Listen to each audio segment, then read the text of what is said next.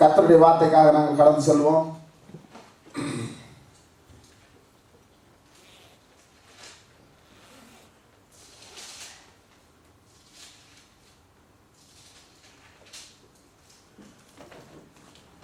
தேவனுடைய வார்த்தையை சொல்ல வேண்டியது எல்லார் மேலும் விழுந்த கடமை. ஹல்லேலூயா. வேதம் அப்படியாகத்தான் சொல்கிறது. கர்த்தருடைய வார்த்தையை சொல்ல வேண்டியது எல்லார் மேலும் விழுந்த கடமையாக இருக்கிறது. ஹல்லேலூயா. ஒவ்வொரு தேவனுடைய பிள்ளைகளுடைய வாழ்க்கையிலும் ஆண்டவர் பதில் கொடுக்கிற தேவனாய் இருக்கிறார். ஹல்லேலூயா. ஆண்டவரை நோக்கி பார்த்து யாரெல்லாம் கூப்பிடுகிறாங்களோ, நீங்க வேதத்துல பார்த்தீங்கன்னு சொல்லி சொன்னால், புதிய ஏற்பாட்டிலே இயேசு கிறிஸ்து வாழ்ந்த நாட்களிலே கர்த்தரை நோக்கி பார்த்து யாரெல்லாம் கூப்பிட்டாங்களோ அவங்க எல்லாருக்கும் ஆண்டவர் செவி கொடுத்தார். ஹல்லேலூயா.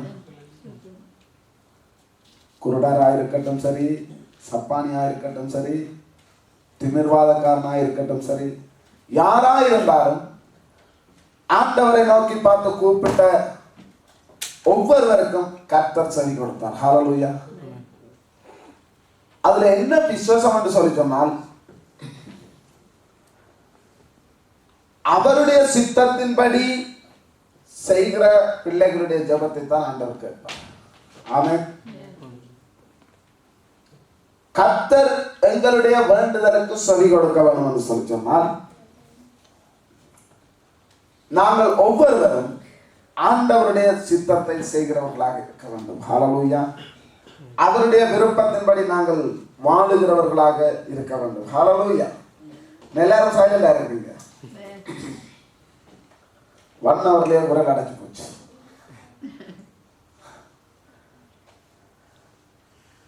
இந்த நாளிலே உங்களோடு கூட நான் பகிர்ந்து கொள்ளும்படியாக யோவான் எழுதின சுவிசேஷத்திலே இருந்து ஒரு சில காரியங்களை உங்கள் மத்தியில வைக்கலாம் என்று நான் வாழ்ந்துள்ளவனாக இருக்கிறேன்.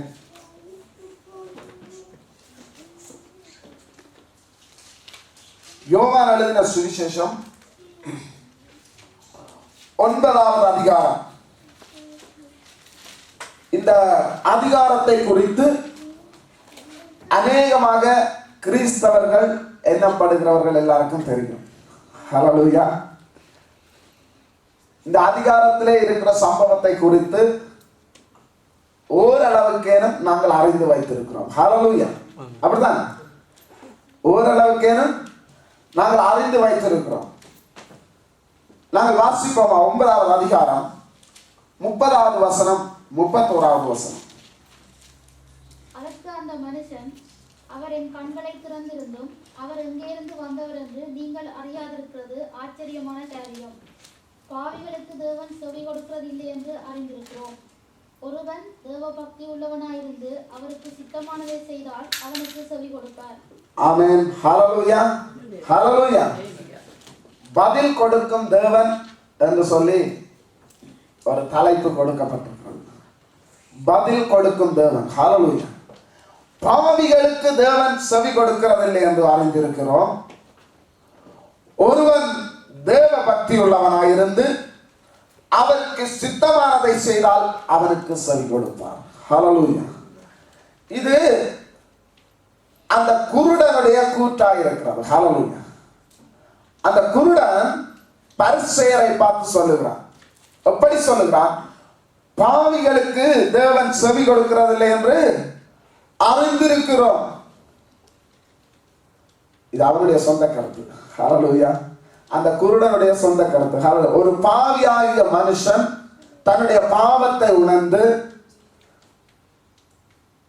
மன்னிப்பு கேட்கிற பொழுது அவனுடைய வேண்டுதலுக்கு தேவன் செவி கொடுப்பார். ஹல்லேலூயா.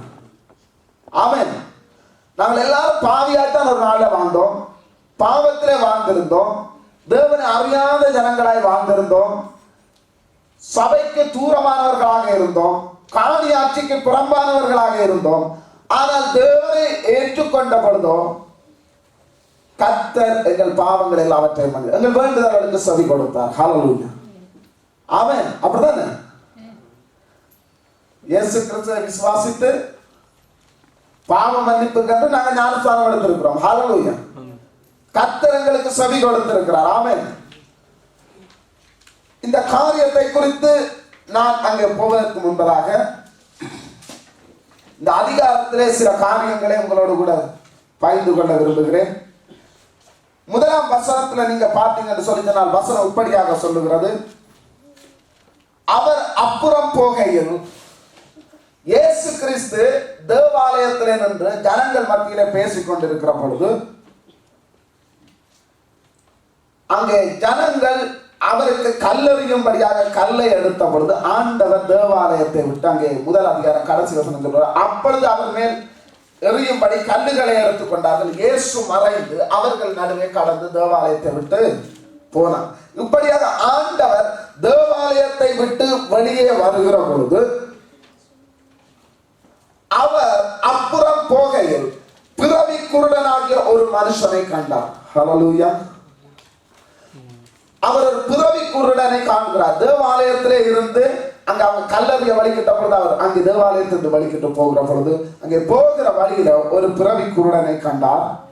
அப்பொழுது அவருடைய சீஷர்கள் அவரை நோக்கி, ரவி, இவன் குருடனாய் பிறந்தது யார் செய்த பாவம்? இவன் செய்த பாவமோ இவனை பெற்றவர்கள் செய்த பாவமோ என்று கேட்டார்கள். ஹல்லேலூயா. ஆண்டவரோட இருக்கிறவர்களுக்கு எப்பயுமே எதிரையுமே ஒரு கேள்விதான். நீங்க சீஷர்களை பார்த்தீங்கன்னு சொல்லி சொன்னால் அவங்க எந்த காரியத்துக்கும் ஆண்டவரை ஏதாவது கேட்டுக்கொண்டே இருப்பாங்க. இல்ல ஆண்டவர் சொல்ற உவமையை விளங்கி கொள்ளாதவங்களா இருப்பாங்க. திரும்ப ஆண்டவரை அதுக்கு என்ன அர்த்தம் என்று கேட்பாங்க. ஹல்லேலூயா.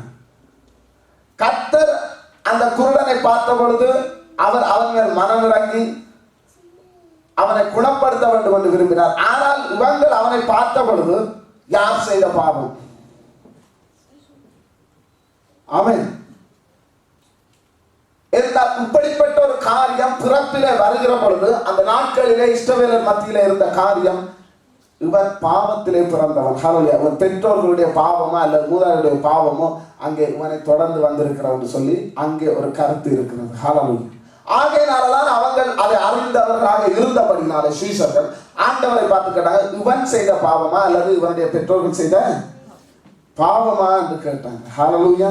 அதுக்கு இயேசு பிரத்யுத்தரமா என்று சொல்றார், அது இவன் செய்த பாவம் அல்ல, இவனை பெற்றவர்கள் செய்த பாவம் அல்ல, தேவனுடைய கிரியைகள் இவனிடத்தில் வெளிப்படும் பொருட்டு இப்படி பிறந்தான். ஹல்லேலூயா. வியாதிகளுக்கு பாவம் ஒரு காரணம் தான். ஆனாலும் எல்லா வியாதிகளுக்குமே பாவம் மாத்திரம் காரணம் கிடையாது. விளங்குதா என்ன சொல்றேன்? வியாதிகளுக்கு பாவம் ஒரு காரணமா இருக்கிறான். ஆனால் எல்லா வியாதிகளுக்கும் பாவம் தான் காரணம் என்று நாங்கள் சொல்ல முடியாது. ஹல்லேலூயா. ஏனென்று சொல்லி சொன்னால் நீங்கள் பார்த்தீங்கன்னு சொல்லி சொன்னா லூக்காவின் சுவிசேஷம் 5வது அதிகாரம் 18-20 ஒரு சம்பவம் குறிக்கப்பட்டிருக்கிறது. திமிர்வாதக்காரனை குறித்ததான சம்பவம். அந்த இடத்துல நீங்கள் பார்த்தீங்கன்னு சொல்லி சொன்னால் ஆண்டவர் ஒரு வீட்டிலே இருக்கிற பொழுது அங்கே திமிர்வாதக்காரனை கொண்டு வருகிறார்கள். உள்ளுக்கு கொண்டு வர வழி இல்லை. கூரையை பித்து அங்கே 4 பேர் கைத்துல கட்டி இறக்குறாங்க. அவங்களுடைய விசுவாசத்தை கண்டு ஆண்டவர் சொல்லுகிறார், உன் பாவம் மன்னிக்கப்பட்டது, நீ எழுந்து போ. அவன் வந்தது வியாதியோடு கூட. ஆமென். அவன் வியாதிஸ்தனாக இருந்தான். ஆனா ஆண்டவர் சொல்ல, உன் பாவம் மன்னிக்கப்பட்டது. ஹல்லேலூயா. உன் பாவம் நாங்க என்ன செய்திருப்போம்? வியாதியோடு வந்தவன எப்படி செய்வோம்? வியாதி குணம் அடைய முடியும். ஆண்டவர் சொன்னார், உன் பாவம் மன்னிக்கப்பட்டது. ஆகையினால் அந்த இடத்துல ஒரு சம்பவம் எங்களுக்கு எடுத்து காட்டப்படுகிறது. எப்படி என்று சொன்னால், பாவம், வியாதிகளுக்கு பாவம் ஒரு காரணம். ஹல்லேலூயா. அப்படி இருந்தபடினால்தான் ஆண்டவர் அந்த மனுஷனை பார்த்து சொன்னார், திமிர்வாதக்காரனை பார்த்து, உன்னுடைய பாவம் மன்னிக்கப்பட்டது. ஹல்லேலூயா. அதே வேளையில குணப்படாத வியாதிகளும் கூட உண்டு. ஹல்லேலூயா. பவுல் ஒரு இடத்துல சொல்லுகிறார், நான் என்னை மேன்மைப்படுத்தாதபடிக்கு என்னை குட்டும் சாத்தானாய் அது இருக்கிறது என்று சொல்லி அவருடைய வியாதி சரீரத்தில் ஒரு முள்ளு இருக்கிறது பவுல் குறிப்பிடுகிறார். அவருடைய சரீரத்தில் ஒரு வியாதி இருந்தது. பவுல் சாகிற வரைக்கும் அந்த வியாதி குணப்படவில்லை. ஹல்லேலூயா. வேதம் அப்படியா தான் சொல்லுகிறார். ஆமென். பவுல் சாகிற வரைக்கும் அந்த வியாதி குணமடையவில்லை. ஆகையினாலே அப்படிப்பட்ட வியாதிகளும் உண்டு. அவன் பாவியும் அல்ல. ஹல்லேலூயா. ஒரு காலத்துல பாவியா இருந்தான், ஆனால் பிற்பாடு பரிசுத்தமாய் தேவனுக்காக வைராக்கியமாய் ஊழியம் செய்கிற, தேவனுக்காக வைராக்கியமாய் நிற்கிற ஒரு மனிதனாக இருந்தான். ஹல்லேலூயா. இந்த இடத்துல பார்த்தீங்கன்னு சொல்லினால் தேவனுடைய மகிமை வெளிப்படும்படியாக சில வியாதிகள் தேவனுடைய மகிமையை வெளிப்படுத்தும்படியாக காணப்படுகிறது. ஹல்லேலூயா. அந்த வியாதிகள் குணமடைகிற பொழுது, அற்புதம் நடக்கிற பொழுது தேவனுடைய நாமம் மகிமைப்படுகிறது. ஹல்லேலூயா. அப்படிப்பட்ட வியாதிகளும் உண்டு. ஆகையினால்தான் அங்கே சீஷர்கள் அங்கே அதை அறிந்தவர்களாக இருந்தபடினால ஆண்டவர் பார்த்துக்கிட்டாங்க, இவர் செய்த பாவமா அல்லது இவங்கள் செய்த பெற்றோர்கள் செய்த பாவமா? அவர் சொன்னார், யாரும் செய்த பாவம் இல்லை, என்னுடைய நாம மகிமை, தேவனுடைய நாம மகிமைப்படும்படியாக ஒருபடி பிறந்தான் என்று சொல்லி அங்கே ஆண்டவர் சொல்லுகிறார். ஹல்லேலூயா. அப்படியே சொல்லிவிட்டு ஆண்டவர் அப்படியே சும்மா விடவில்லை. அவர் செய்த காரியம் உங்களுக்கு தெரியும். 6வது 7வது வசனத்தை நீங்க பார்த்தீங்கன்னு சொல்லி சொன்னால், இவைகளை சொல்லி அவர் தரையிலே துப்பி உமிழ்நீரால் சேருண்டாக்கி அந்த சேற்றை குருடனுடைய கண்களின் மேல் பூசி, நாங்கண்டா என்ன செய்திருப்போம்? குணப்படுத்தலாண்டா எச்சியா பூசுற கண்ணுல. குணப்படுத்து என்று வந்தா நீ என்ன எச்சிலையா பூசுற கண்ணுல கேட்டிருப்பான். இல்ல, உமிழ்நீர் துப்பி அதனால சேருண்டாக்கி கண்ணுல வச்சு தப்பிட்டு ஆண்டவர் சொன்னார், நீ போய் சீலோவான் குளத்திலே கழுவு. ஹல்லேலூயா. போய் சீலோவான் குளத்திலே கழுவு. ஆண்டவர் சொன்ன அந்த வார்த்தையை அவன் நம்பி அப்படியே போய் கழுவுகிறான். வேதம் சொல்லுகிறது, சீலோவான் என்பதற்கு அனுப்பப்பட்டவன் அர்த்தம். அப்படியே அவன் போய் கழுவி பார்வை அடைந்தவனாய் திரும்பி வந்தான். ஹல்லேலூயா. அப்ப இவன் பார்வை அடைந்த பொழுது அந்த இடத்துல இருந்த எல்லாருக்கும் தெரியும் இவன் குருடனாக இருந்தது. என்ன சொன்னா, தினமும் தேவாலய வாசல்ல இருந்தவன் பிச்சை எடுத்து கொண்டிருந்த ஒரு மனுஷன். ஹல்லேலூயா. இஸ்ரவேல் தேசத்துல ஒரு வழக்கம் இருக்கிறது, இப்படி சப்பானி குருடர் இப்படிப்பட்ட வியாதி உள்ளவர்களை என்ன செய்வாங்கன்னா கொண்டு தேவாலய வாசல்ல இருத்தி விட்டுருவாங்க. ஜனங்கள் அதிகமாக இருக்கிற கூடுகிற இடங்கள்ல இருத்தி விட்டுருவாங்க பிச்சை கேட்கும்படியாக. ஹல்லேலூயா. இவனையும் கூட அங்க தேவாலயத்தை வாசல்ல இருத்தி விட்டாங்க. ஆகையினால இவனை அந்த இடத்துல வந்து போகிற அத்தனை பேருக்கு தெரியும் குருடன் என்று சொல்லி. ஆனால் அவங்க பார்க்கிறாங்க, இவன் பொழுது கண்கள் திறக்கப்பட்டவனாக காண. அப்ப அவனை கேட்கிற பொழுது அவன் சொல்லுகிற காரியத்தை நீங்க பார்த்தீங்கன்னு சொல்லினால், அவன் பிரத்யேகமாக இயேசு என்னப்பட்ட ஒருவர் சேருண்டாக்கி என்று சொல்லுகிறான். அவனுடைய கண்களுக்கு இப்ப அவர் ஆண்டவராய் தெரியவில்லை. ஹல்லேலூயா. யாரும் அவனுக்கு தெரியாது. அவனும் ஆண்டவரை தேடி போகவில்லை, ஆண்டவர் தான் அவனை தேடி வந்தார். ஹல்லேலூயா. இயேசுவை குறித்து அவன் அறியாதிருந்திருக்கிறான். ஒருவேளை ஜனங்கள் மூலமாக கேள்விப்பட்டிருக்கலாம். ஆனாலும் அவன் தேவனை நோக்கி கூப்பிடவில்லை. வேதம் தெளிவாக சொல்லுகிறது, ஆண்டவர் அப்புறம் போகையில் பிறவி குருடனாகி ஒருவனை அவர் கண்டார் என்றுதான் சொல்லப்பட்டிருக்க. இவன் ஆண்டவரை கூப்பிட்டதாக வேதத்தில் சொல்லப்படவில்லை. ஆனால் இன்னொரு இடத்துல நீங்க பாத்தீங்கன்னு சொல்லினால், பத்திமேயு என்கிறதான குருடன் ஆண்டவரை நோக்கி என்ன செய்வான்? கூப்பிட்டான். இயேசுவே, தாவீதின் குமாரனே, எனக்கு இறங்கும் என்று கூப்பிட்டான். ஹல்லேலூயா. அந்த குருடன் ஆண்டவரை அறிந்திருக்கிறான், ஆண்டவரை பற்றி தெரிந்திருக்கிறான், ஆண்டவரை குறித்தான இயேசுவை குறித்து அவனிடத்தில் ஒரு நம்பிக்கை இருந்தது. ஹல்லேலூயா. இயேசுவை குறித்து அவனிடத்தில் ஒரு நம்பிக்கை இருந்தபடினால அவன் அந்த இடத்துல ஜனங்களை கேட்கிற, என்ன இதுல சத்தமாயிருக்கு, ஆட்கள் கணக்க போற சத்தமாக இருக்குது, என்ன இது? இயேசு போகிறார். ஆண்டவரே, இயேசுவே, தாவீதின் குமாரனே, எனக்கு இறங்கும் என்று சொல்லி கூப்பிடுறான். ஹல்லேலூயா. அந்த இடத்துல பாத்தீங்கன்னா அவன் கூப்பிட காரணம், அவனுக்கு அவரை குறித்து தெரியும். இயேசு யார் என்பதை அவன் அறிந்து வைத்திருந்தான். அவர் மேல் அவன் விசுவாசம் உள்ளவனாய் இருந்தபடினான். ஆனா இந்த குருடனுக்கோ எந்த ஒரு காரியமும் தெரியாது. அங்கே அவன் ஆண்டவருக்கு மேல விசுவாசம் ஏன்னு சொல்லினால், அங்கே 36வது வசனத்தை நீங்க வாசித்து பார்த்தீங்கள் என்று சொல்லினால், ஆண்டவர் சொல்லுகிறார், நீ அவரிடத்துல விசுவாசம் வை என்று சொல்லி தன்னை குறித்து சொல்லுகிறவன். இந்த குருடன் இயேசுவை பார்த்து கேட்கிறான், நான் அவரை விசுவாசிப்பதற்கு அவர் யார் என்று கேட்கிறான். இவனுக்கு அவர் முன்னமே இயேசு என்று தெரிந்திருந்தா இந்த கேள்வி அவன் பின்பாடு கேட்டிருக்க மாட்டான். அதனால் அந்த வார்த்தை தெளிவாக காட்டி கொடுக்கிறது, இவன் ஆண்டவரை குறித்து அறிந்திருக்கவில்லை, அல்லது இவன் ஆண்டவரை விசுவாசிக்கிற ஒருவனாக இருந்திருக்கவில்லை. அப்படி இருந்திருந்தான் என்று சொல்லினால் கர்த்தரை பார்த்து நான் விசுவாசிப்பதற்கு அவர் யார் என்று கேட்டு இருக்க மாட்டான். ஹல்லேலூயா. இன்றைக்கும் பல வேளையில தேவனுடைய பிள்ளைகளை படுத்தான் வந்துடுறாங்க, தேவாலயத்து வாசல் தான் இருக்கிறாங்க, தேவாலயத்துக்குள்ள வருவாங்க, ஆனா ஆண்டவர் யாருன்னு இன்னும் அவங்களால அறிந்து கொள்ள முடியவில்லை. ஹல்லேலூயா. பல பிள்ளைகள் கவலைக்குரிய காரியம், கிறிஸ்தவர்கள் என்று சொல்லுகிறாங்க, ஆலயத்துக்குள்ள இருக்கிறாங்க, ஆனால் தேவனுடைய வார்த்தையை தெளிவாக அறிந்திருக்கிறவர்களாக அவர்கள் இல்லை. ஹல்லேலூயா. இந்த நாட்களிலே கர்த்தருடைய வார்த்தையை ஒவ்வொருவரும் தெளிவாக அறிந்தவர்களாக இருக்க வேண்டும். ஹல்லேலூயா. கர்த்தருடைய வார்த்தையில ஒவ்வொருவரும் கட்டப்பட்டவர்களாக இருக்க வேண்டும். ஆமென். ஹல்லேலூயா. ஆலயத்து வாசலிலும் சரி ஆலயத்துக்குள்ளும் சரி நாங்கள் குருடர்களாக இருந்து விடக்கூடாது. ஆமென். தேவனுடைய சமூகத்திலே வருகிற ஒவ்வொருவருக்கும் ஆவிக்குரிய வாழ்க்கையிலே அவர்கள் கண் திறக்கப்பட்டவர்களாக இருக்க வேண்டும்.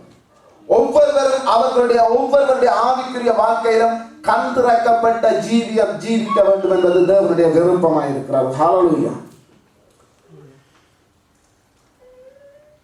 இந்த குருடனை குறித்து நீங்கள் பார்த்தீங்கன்னு சொல்லினால் அவன் பார்வையடைந்த பிற்பாடு ஆண்டவராகிய இயேசுவை குறித்து 4 விதமாக சொல்லுகிறான். முதலாவது நாங்கள் பார்த்தோம் என்று சொல்லினால் 11வது வசனத்தில் அவன் இப்படியாக சொல்லுகிறான், அவன் பிரத்தியத்தரமாக இயேசு எனப்பட்ட ஒருவர் என்று சொல்லுகிறான். இயேசுவை மனுஷன் என்று சொல்லுகிறான். ஹல்லேலூயா. இயேசு எனப்பட்ட ஒருவர். 2வது 17வது வசனத்தை நீங்க பார்த்தீங்கன்னு சொல்றான், மறுபடியும் அவர்கள் குருடனை நோக்கி உன் கண்களை திறந்தானே அவனை குறித்து நீ என்ன சொல்லுகிறாய் என்றார்கள். அதற்கு அவர் தீர்க்கதரிசி என்றான். முதல் என்ன சொன்னான்? ஒருவர், அவர் மனுஷன். இவருடைய கூற்றுக்கள் தெளிவாக காட்டி கொடுக்கிறது இவருக்கு அவர் யார் என்பது தெரியவில்லை. ஹல்லேலூயா. மாத்தி மாத்தி சொல்லுறான், சின்ன பிள்ளை மாதிரி. சின்ன பிள்ளை முதல் ஒன்றை சொல்லும், அதே காரியத்துக்கு பிறகு திரும்ப வரும் என்று சொல்லும். ஹல்லேலூயா. முதல் கேட்கிற பொழுது கண்களை திறந்தவர் யார்? இயேசு எனப்பட்ட ஒருவர். மறுபடியும் கேட்கிறாங்க, அவனுடைய கண்களை திறந்தவர் யார்? தீர்க்கதரிசி. அவர் தீர்க்கதரிசி என்றான். 3வது தடவை பரிசேயர் கேட்கிறாங்க, அதற்கு அவன் சொல்லுகிறான் தேவ பக்தியுள்ளவர், தேவனுக்கு சித்தமானதை செய்கிறவர். 31வது வசனம் இயேசு கிறிஸ்துவை குறித்து சொல்லுகிறான். 4வது தடவை அவன் சொல்லுகிற பொழுதுதான் அவனுக்கு கண்கள் திறக்கப்பட்டது. தேவகுமாரன். ஹல்லேலூயா. தேவகுமாரன். ஹல்லேலூயா. 36வது வசனத்தில் அவன் அழகாக, ஆண்டவரே அவரிடத்தில் நான் விசுவாசமாயிருக்கும்படிக்கு அவர் யார் என்றான். இயேசு அவனை நோக்கி நீ அவரை கண்டிருக்கிறாய், உன்னுடனே பேசுகிற அவர்தான் என்றார். பேசுகிறவர் அவர்தான் என்றார். உடனே அவர் ஆண்டவரை விசுவாசிக்கிறேன் என்று சொல்லி அவரை பணிந்து கொண்டார். 35வது வசனத்தில் ஆண்டவர், நீ தேவனுடைய குமாரனிடத்தில் விசுவாசமா இருக்கிறாயா? ஆமென். ஹல்லேலூயா. கடைசியாகத்தான் அவனுக்கு தெரிகிறது இவர் தேவனுடைய குமாரன். ஆரம்பத்தில் பார்த்தா ஒரு மனுஷன், பிற்பாடு பார்த்தா ஒரு தீர்க்கதரிசி, பிறகு சொன்னான் தேவ பக்தி உள்ளவர், தேவனுக்கு சித்தமானதை செய்கிறவர். இப்ப சொல்லுகிறான் தேவனுடைய குமாரன். ஹல்லேலூயா. ஆண்டவரை நான் விசுவாசிக்கிறேன். முதல் கேட்டான், அப்படி நான் விசுவாசிக்கிறேன் நீர் யார் என்று சொல்லி. ஹல்லேலூயா. அப்படி கேட்டவன் இப்ப இப்படியாக சொல்லுகிறான். ஹல்லேலூயா. அவனுடைய அறிக்கையை பார்த்தீங்களா? 31வது வசனத்தில் அவன் அறிக்கை எழுதுகிறான், பாவிகளுக்கு தேவன் செவி கொடுக்கிறதில்லை என்று நாங்கள் அறிந்திருக்கிறோம். ஒருவன் தேவ பக்தி உள்ளவனாயிருந்து அவருக்கு சித்தமானதை செய்தால் அவனுக்கு செவி கொடுப்பார். ஹல்லேலூயா. இந்த இடத்துல அவனுடைய அறிக்கை ஒரு காரியத்தை வெளிப்படுத்துகிறது. கிறிஸ்து பாவி அல்ல என்று அவன் அறிக்கை பண்ணுகிறான். ஹல்லேலூயா. கிறிஸ்து பாவி அல்ல என்று அவன் அறிக்கை பண்ணுகிறான். அவன் தேவனுடைய குமாரன் என்று அறிக்கை பண்ணுகிறான். ஹல்லேலூயா. கிறிஸ்து தேவனுடைய குமாரன், தேவ பக்தியுள்ளவர், தேவனுக்கு சித்தமானதை செய்கிறவர் என்று சொல்லி அறிக்கை எடுக்கிறான். காரணம் ஏன்னு சொல்லி சொன்னால், இந்த பரிசேயர் 24 25 வசனத்தை நீங்க வாசித்து பார்த்தீங்கன்னா தெரியும், இயேசு கிறிஸ்துவை பாவி என்று அவருக்கு சொல்லுகிறார்கள். அந்த வசனத்தை பாருங்க. ஆதலால் அவர்கள் குருடனாயிருந்த மனுஷனை 2ஆம் தரம் அழைத்து, பரிசேயர், நீ தேவனை மகிமைப்படுத்து, இந்த மனுஷன் பாவி என்று நாங்கள் அறிந்திருக்கிறோம். ஹல்லேலூயா. என்ன சொல்கிறார்?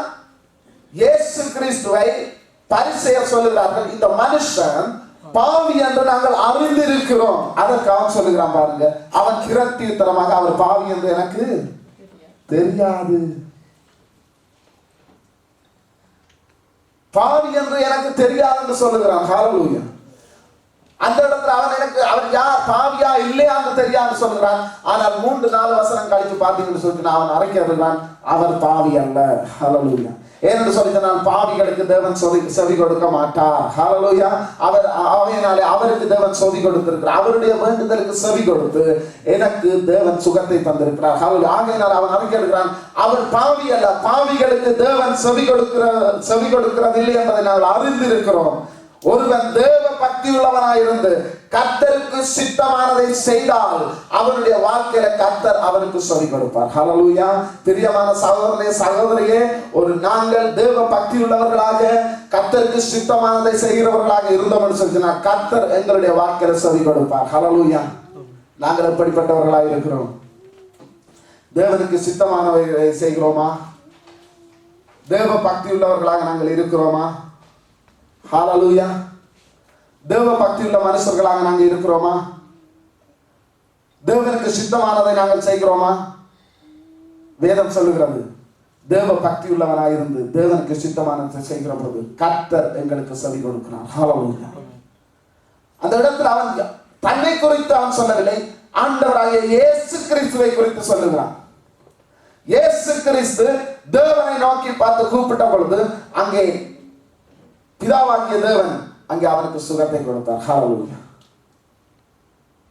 அவர் பாவி அல்ல, தேவனிடத்திலிருந்து வந்தவர். ஹல்லேலூயா. அவருடைய அறிக்கையை பாருங்க. 30வது வசனத்தில் சொன்னார், அதற்கு அந்த மனுஷன், அவரின் கண்களை திறந்திருந்தும் அவர் எங்கே இருந்து வந்தவர் என்று நீங்கள் அறியாதிருக்கிறது ஆச்சரியமான காரியமாயிருக்கிறது. ஹல்லேலூயா. 32வது வசனத்தில் அப்படி சொன்னார், பிறவி குருடனுடைய கண்களை ஒருவன் திறந்தான் என்று உலகம் உண்டானது முதல் கேள்விப்பட்டதில்லையே, அவர் தேவனிடத்திலிருந்து வராதிருந்தால் ஒன்றும் செய்ய மாட்டாரே என்றான். ஹல்லேலூயா.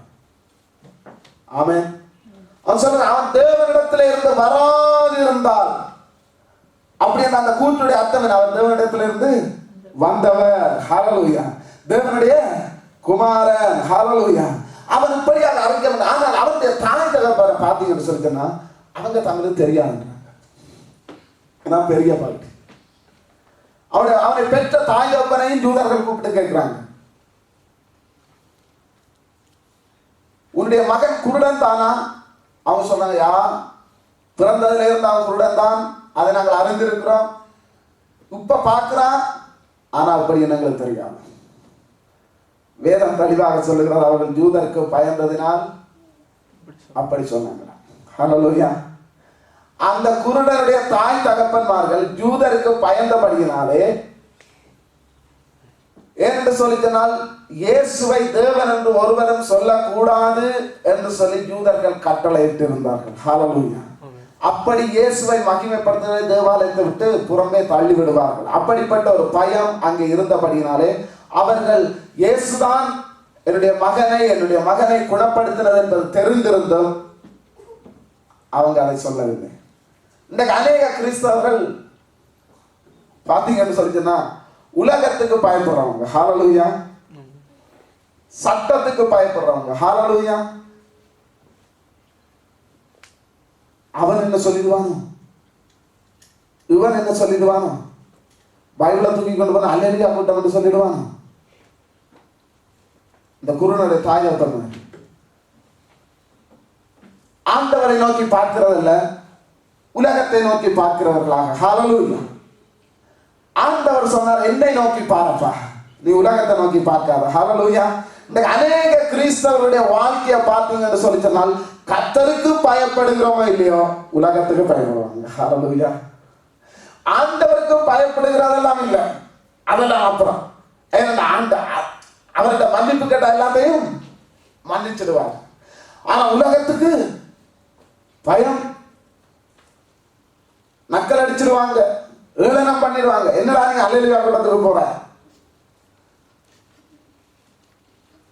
சபையில சேர்க்க மாட்டாங்க, வேலைக்காரன். சபை சந்தைக்கு கூப்பிடாம விட்டுருவாங்க, வேலைக்காரன். இந்த கிறிஸ்தவர்கள் உலகத்தோட ஒட்டி உரச விரும்புறாங்க. ஹல்லேலூயா. கிறிஸ்தவர்கள் ஒவ்வொருவரும் பாத்தீங்க, அநேக கிறிஸ்தவர்கள் உலகத்தோட ஒட்டி உரசுகிறவர்கள ஆண்டவர் சொன்னார், நான் உலகத்தான் அல்லாதது போல நீங்களும் உலகத்தான் அல்ல. ஹல்லேலூயா. நான் உலகத்தான் அல்லாதது போல நீங்களும் உலகத்தான் அல்ல அல்ல அல்ல அல்ல. ஹல்லேலூயா.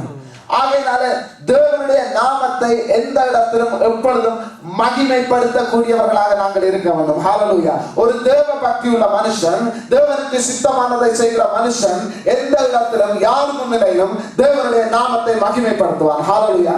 அப்படிப்பட்டவனுடைய ஜெபத்தையும் அப்படிப்பட்டவனுடைய வேண்டுதலை தான் கர்த்தர் செவி கொடுக்கிற தேவனாய் இருக்கிறார். ஹல்லேலூயா. அப்படிப்பட்ட ஒரு மனுஷன் தேவனிடத்தில் வேண்டுதல் செய்வான் என்று சொல்லி சொன்னால் அந்த வேண்டுதலுக்கு என்னோட ஆண்டவர் செவி கொடுக்கிற கர்த்தராய் இருக்கிறார். ஹல்லேலூயா.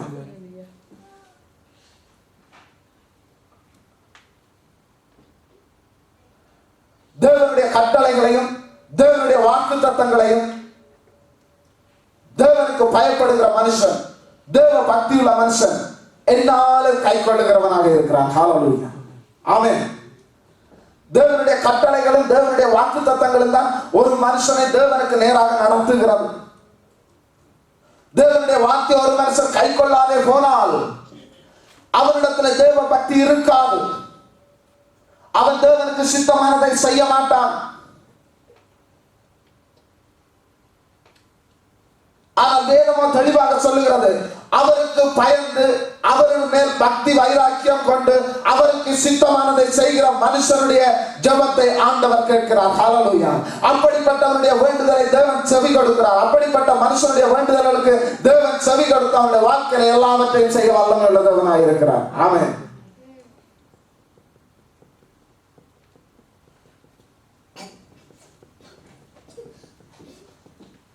தேவ பக்தியின் வேஷத்தை கருத்து கொள்ளுகிறவர்களாக நாங்கள் இருக்கக்கூடாது. ஹல்லேலூயா. சபைக்கு எல்லாரும் தான் வந்து போகிறோம். யாரை பார்த்தாலும் தேவ பக்தி உள்ளவர்கள் போலதான் தெரியும். ஹல்லேலூயா. வேதம் தெளிவாக சொல்லுகிறது, தேவ பக்தியின் வேஷத்தை தரித்தவர்களாக.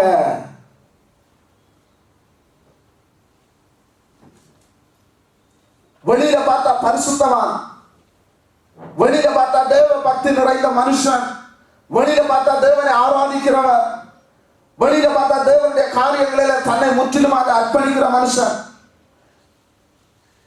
மற்றவர்களுடைய பார்வைக்கு அங்கே தேவ பக்தியின் வேஷத்தை தரித்தவனாக, நான் ஒரு தேவ பக்தியான மனுஷன் போல தன்னை காட்டிக் கொள்ளுகிறவன். ஆனால் அவனுடைய உள்ளான வாழ்க்கையோ எப்படிப்பட்டது என்று தேவன் அறிந்து வைத்திருக்கிறார். ஹல்லேலூயா. அப்படித்தான் அநேக கிறிஸ்தவர்கள் வாழ்ந்து கொண்டிருக்கிறாங்க.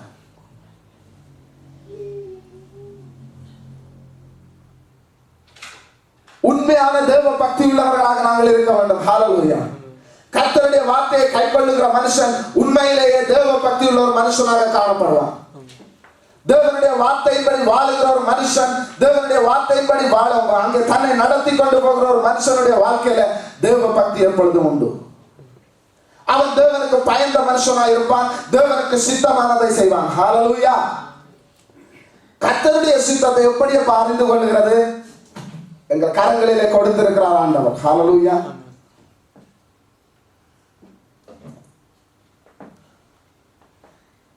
என்னை குறித்தும் உன்னை குறித்தும் தேவனுடைய சித்தத்தை நாங்கள் அறிந்து கொள்ள வேண்டும் என்று சொல்லிக்கிறார். எங்கள் கரங்களிலே ஆண்டவர் கொடுத்து வைத்திருக்கிறார் பரிசுத்த வேதாகமம்.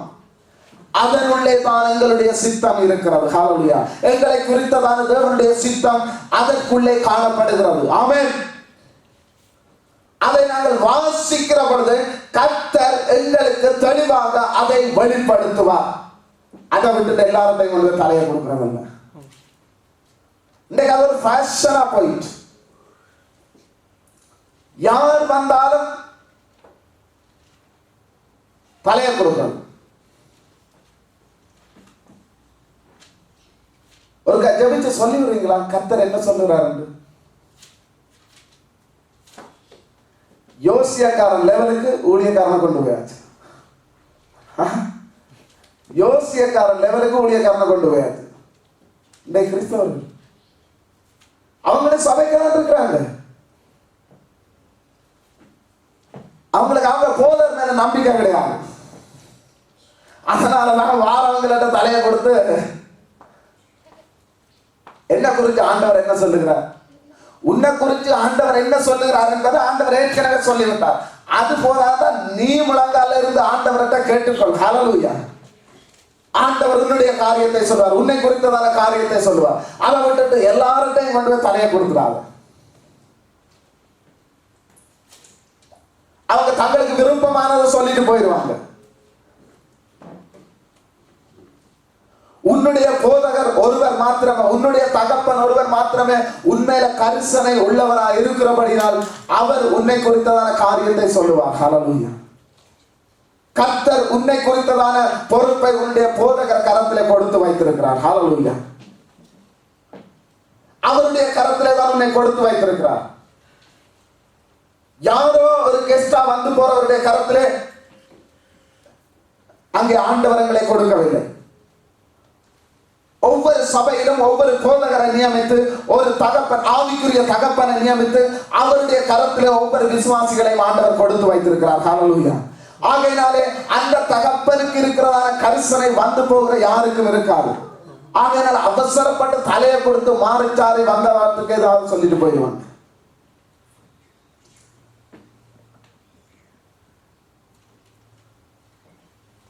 உலக காரியம் என்றால் வேறு ஏதாவது காரியம் என்றால் யார்கிட்டையும் சொன்னா என்னை பற்றி அவன்கிட்ட சொன்னேன், என்னுடைய காரியத்தை என்கிட்ட சொல்ல வேண்டியது கேட்கிறமா இல்லையா? எங்களை குறித்ததான ஏதாவது ஒரு காரியத்தை வேறு யார்கிட்டையும் சொன்னா அவன்கிட்டையும் சொன்னா என்னட்ட சொல்லு. ஆனா ஆண்டவற்ற காரியத்துக்கு மாத்திரம் இன்றைக்கு கிறிஸ்தவர்களுக்கு புரோக்கர் தேவைப்படுது. அவங்க நேரடியா கேட்கறது இல்லை. யாராவது கேட்டு சொல்றீங்களா?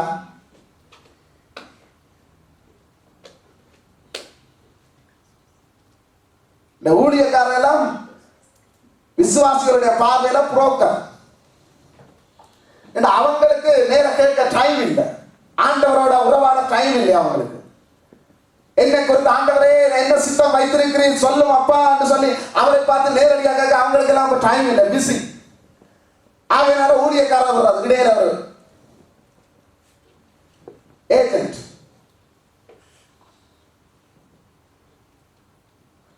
ஊழியக்காரன் உன்னை நடத்துவதற்காக நியமிக்கப்பட்டிருக்கிறார். கர்த்தர் எங்களை நடத்தும்படியாக ஊழியக்காரனை சபைக்கு கொடுத்திருக்கிறார். ஹல்லேலூயா. அவர் எங்களுக்காக ஜெபம் பண்ணுவார், எங்களுக்காக எல்லாவற்றையும் செய்வார். ஹல்லேலூயா. ஆனால் எங்களுடைய வாழ்க்கையில தேவன் வைத்திருக்கிறதான எங்களை குறித்ததான சித்தத்தை நாங்கள் தான் ஆண்டவர்கிட்ட கேட்க வேண்டும். ஹல்லேலூயா. நாங்கள் தான் அறிந்து கொள்ள வேண்டும். அதற்கு ஊழியக்காரன் போக கூடாது. என்ன குறித்து ஆண்டவர் என்ன சித்தம் வைத்திருக்கிறார் கேட்டு சொல்லுங்க. அதை நாங்க தான் கேட்கணும், நாங்க தான் தெரிந்து கொள்ளணும். அதற்காகத்தான் எங்கள் ஒவ்வொருவருடைய கரத்திலும் ஆண்டவர் பரிசுத்த வேதாகமத்தை கொடுத்து வைத்திருக்கிறார். இந்த பரிசுத்த வேதாகமம் தெளிவாக என்னுடையதும் உங்களுடையதுமான காரியத்தை வெளிப்படையாக எங்களுக்கு சொல்லுகிறது. ஹல்லேலூயா. இந்த உலகத்தில் வாழுகிற ஒவ்வொரு மனுஷனை குறித்தும் கர்த்தர் என்ன திட்டம் வைத்திருக்கிறார் என்பது இந்த பரிசுத்த வேதாகமம் கூறுகிறது. ஆமென். ஹல்லேலூயா.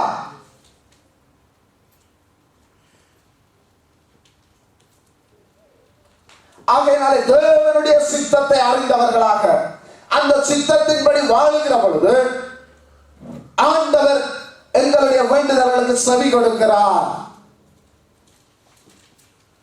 இயேசு கிறிஸ்து இந்த பூமியில வாழ்ந்த பொழுது ஆண்டவர், நாங்கள் எப்பொழுதுமே எங்களுக்கு முன்னோடியாக ஆண்டவராகிய இயேசு கிறிஸ்துவை நிறுத்த வேண்டும். ஹல்லேலூயா. அதற்காகத்தான் அவர் இந்த பூமியிலே மனுஷனாய் வந்து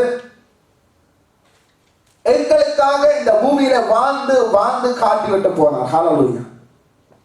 ஏன்னா இல்லாட்டி நாங்க சொல்லிடுவோம், இது எப்படியப்பா ஆகும், எப்படியப்பா வாழ்றது, இப்படி பாவம் நிறைந்த உலகத்துல எப்படி வாழ்றது. ஆண்டவர் வாழ்ந்து, நான் வாழ்ந்து காட்டியிருக்கேன்.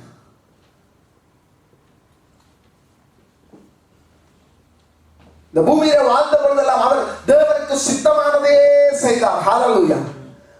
அவர் சொல்லுகிறவர், நான் என் சுயமாய் வரவில்லை, நான் என் சுயமாய் ஒன்றையும் பேசவில்லை, ஆண்டவர் எனக்கு சொல்லுகிறதை நான் செய்கிறேன். ஹல்லேலூயா. 4ஆம் வசனத்தை நீங்க பார்த்தீங்கன்னா ஆண்டவர் அழகாக சொல்லுகிறார், பகற்காலம் இருக்கும் மட்டும் நான் என்னை அனுப்பினவருடைய கிரியைகளை செய்ய வேண்டும். ஹல்லேலூயா. ஒருவரும் கிரியை செய்யக்கூடாத ராக்காலம் வருகிறதா இருக்கிறது என்று சொல்லி ஆண்டவர் சொல்லுகிறார். பகற்காலம் இருக்கும் வரைக்கும், எங்களுக்கு சந்தர்ப்பம் இருக்கும் வரைக்கும், எங்களுக்கு கொடுக்கப்பட்ட காலத்துக்குள்ளாக, ஹல்லேலூயா, கிருபையின் வாசல் அடைபடுவதற்கு முன்பதாக, எங்களுக்கு ஆண்டவர் கொடுத்திருக்கிற அந்த காலம் நிறைவேறுவதற்கு முன்பதாக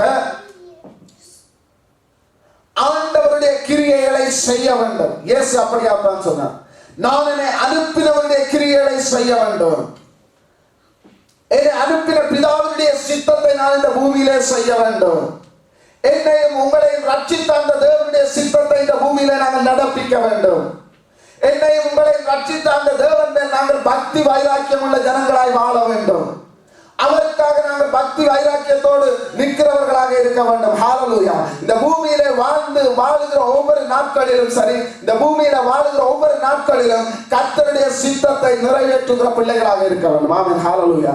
அப்படி சித்தத்தை நிறைவேற்ற வேண்டும் என்று சொல்லினால் வேதம் நமக்கு தெளிவாக தெரிந்திருக்க வேண்டும். இந்த வேதம் தான் தெளிவாக எடுத்து கூறுகிறது, ஆண்டவர் எங்களை குறித்து என்ன திட்டம் வைத்திருக்கிறார் என்பதை, நாங்கள் என்ன செய்ய வேண்டும் என்பதை இந்த வேதம் தெளிவாக எங்களுக்கு கூறுகிறார்.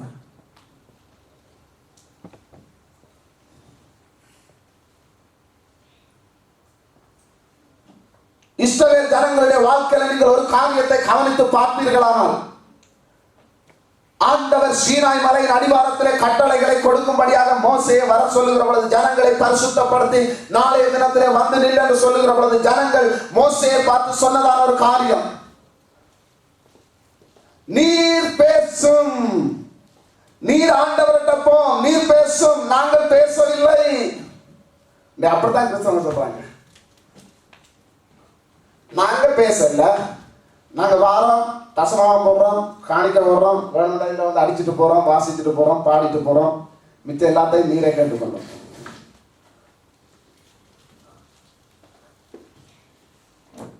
இஸ்ரவேல் ஜனங்களால் தான் மோசே சொன்னாங்க. எடுத்து வாசிச்சு பாருங்க, யாத்ராகமம் 20ஆம் அதிகாரம்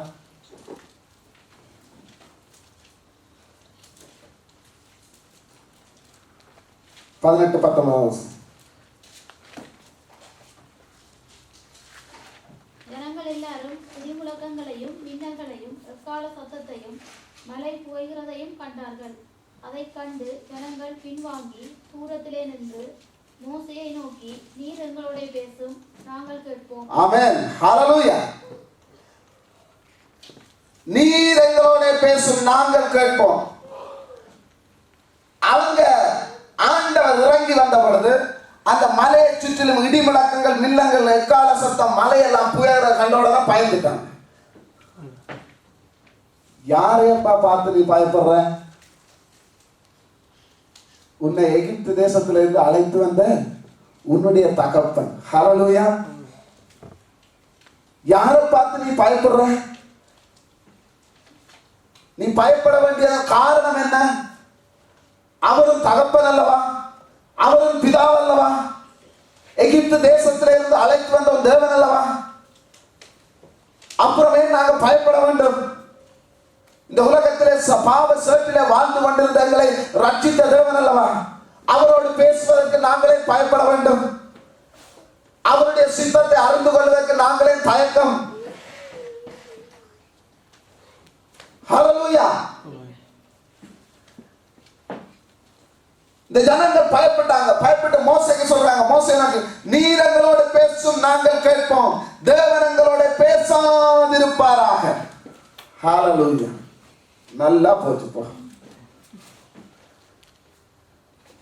அடிமையா ஆளோட்டிகளால் அவதிப்பட்டு கொண்டிருந்தவங்களை ஆண்டவர் ஆபிரகாமோடு செய்து கொண்ட அந்த உடன்படிக்கையை நினைவு கூர்ந்தவராக அந்த தேசத்திலே இருந்து அவனுக்கு கொடுத்ததான அந்த வாக்கு தத்தத்தை நிறைவேற்ற வேண்டும் என்று சொல்லி இந்த ஜனங்களை அழைத்து வார எத்தனையோ அற்புதங்களை செய்தான். வனாந்தர பாதையிலே எப்படியோ அற்புதமாக எல்லாம் வழி நடத்தினார்.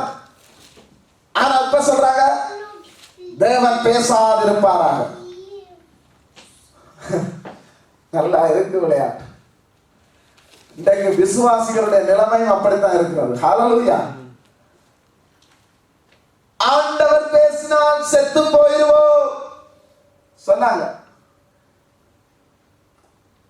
பேசினால் நாங்கள் செத்து போவோம். அதனாலதான் சொன்னாங்க, மோசே நீர் போய் ஆண்டவரோட பேசு, நீ போய் பேசி நாங்க என்ன செய்ய வேண்டும் என்றதை ஆண்டவர்கிட்ட கேட்டுட்டு நீ வர.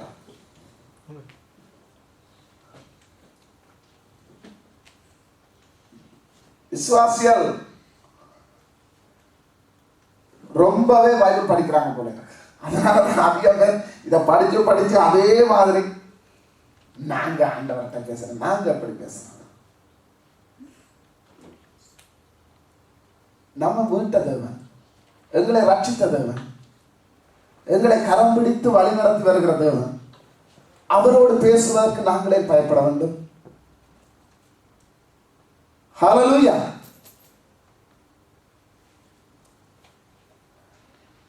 இந்த இஸ்ரவேல் ஜனங்களை மாதிரி ஒரு நாளும் நாங்கள் இருந்து விடக்கூடாது. ஹalleluya.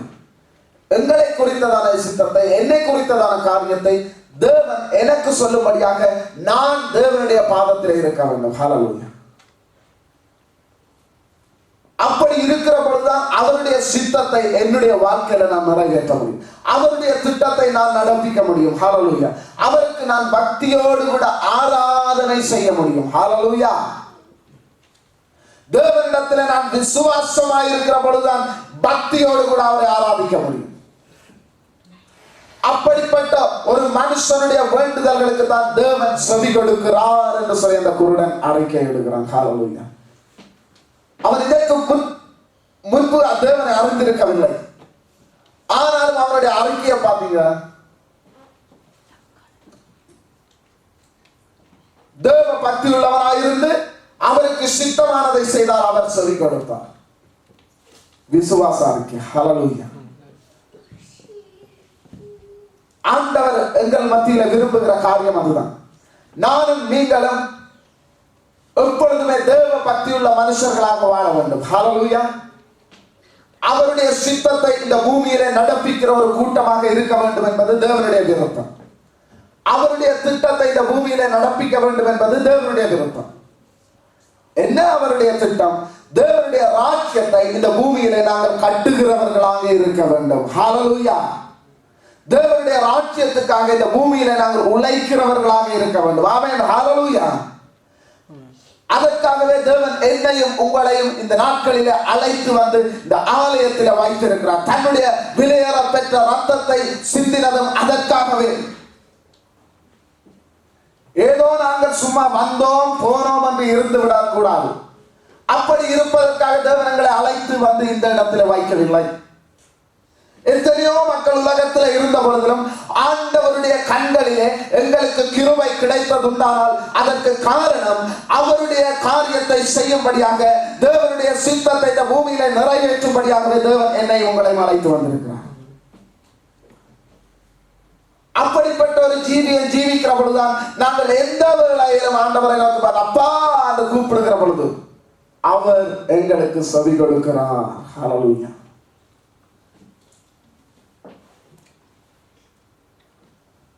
இந்த காரியத்தை குறித்து நான் உங்களோடு கூட 2 நபர்களை குறித்து நான் பேச வாஞ்சைப்படுகிறேன். அப்போஸ்தல நடவடிக்கைகள் 10ஆம் அதிகாரம். அந்த அதிகாரத்தை சொன்ன உடனேயே எல்லாருக்கும் தெரியும் என்ன சம்பவம். ஹalleluya ஹalleluya. முதலாம் வசனத்துல இருந்து நாங்கள் 4ஆம் வசனம் முடிய வாசிப்போம். இத்தாலியா பட்டாளம் என்னப்பட்ட பட்டாளத்திலே 100க்கு அதிபதியாகிய கொர்நேலியு என்னும் பேர் கொண்ட ஒரு மனுஷன் செசரியா பட்டணத்திலே இருந்தான். அவன் தேவபக்தி உள்ளவனும் தன் வீட்டார் அனைவரோடும் தேவனுக்கு பயந்தவனுமாயிருந்து ஜனங்களுக்கு மிகுந்த தர்மங்களை செய்து எப்பொழுதும் தேவனை நோக்கி ஜெபம் பண்ணி கொண்டிருந்தான். பகலில் ஏறக்குறைய 9ஆம் மணி நேரத்திலே தேவனுடைய தூதன் தன்னிடத்தில் வரவும் கொர்நேலியே என்று அழைக்கவும் பிரதியட்சமாய் தரிசனம் கண்டு அவனை உற்று பார்த்து பயந்து, ஆண்டவரே என்ன என்றான். அப்பொழுது அவன், உன் ஜெபங்களும் உன் தர்மங்களும் தேவனுக்கு நினைப்பூட்டுதலாக அவர் சந்நிதியில் வந்தட்டி இருக்கிறது. ஆமென். ஹalleluya. யாரையா இந்த இத்தாலியா பட்டணம் தான்? கொர்நேலியு என்னப்பட்ட இந்த மனுஷன் யார்? இவர் இஸ்ரவேலனா? தேவனுடைய பிள்ளையா? ஆண்டவருடைய வாக்குத்தத்தத்துக்கு அல்லது ஆபிரகாமின் உடன்படிக்கைக்கு இவன் சொந்தக்காரனா? இல்லையே. இவன் ஒரு ரோமன். இயேசுவை பிதாவை ஏற்றுக்கொள்ளாதவன், இயேசுவை இரட்சகராக ஏற்றுக்கொள்ளாதவன், இயேசுவை விசுவாசிக்காத ஒருவன். ஆனாலும் வேதம் தெளிவாக சொல்லுகிறது அவன் தேவ பக்தி உள்ள ஒரு மனுஷன். ஹalleluya. எப்படிப்பட்ட தேவ பக்தி? ஒரு தேவன் உண்டு, அந்த தேவனே பக்தி. ஹalleluya. யார் தேவன் என்று அவனுக்கு தெரியவில்லை. ஒரு தேவன் உண்டு, அந்த தேவன் மேல் பக்தி உள்ளவனாக இருந்தான். அப்படித்தான் வேதம் சொல்லுகிறது. அவன் தேவ பக்தி உள்ளவனும் தன் வீட்டார் அனைவரோடும் கூட தேவனுக்கு பயந்தவனுமாக இருந்து. ஹalleluya. ஒரு சபைக்கு வெளியில இருக்கிறவன்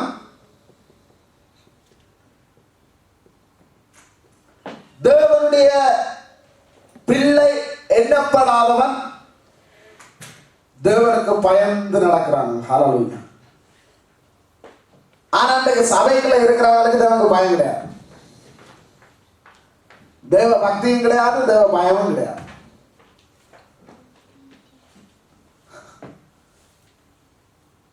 இன்றைக்கு சபைக்கு வந்து போறது ஏதோ ஒரு ஃபேஷனா போயிடுச்சு. அப்படிதாங்க.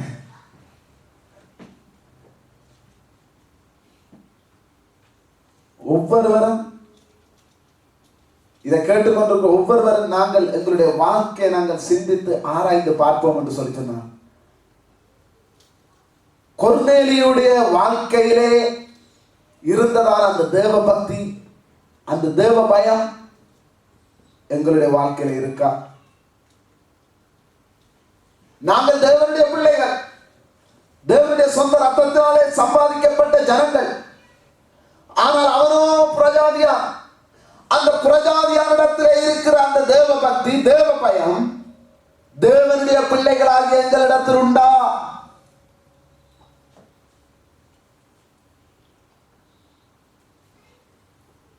அவன் தேவனுடைய பிள்ளையாய் இல்லாதிருந்த பொழுதிலும் கூட வேதம் தெளிவாக சொல்லுகிறது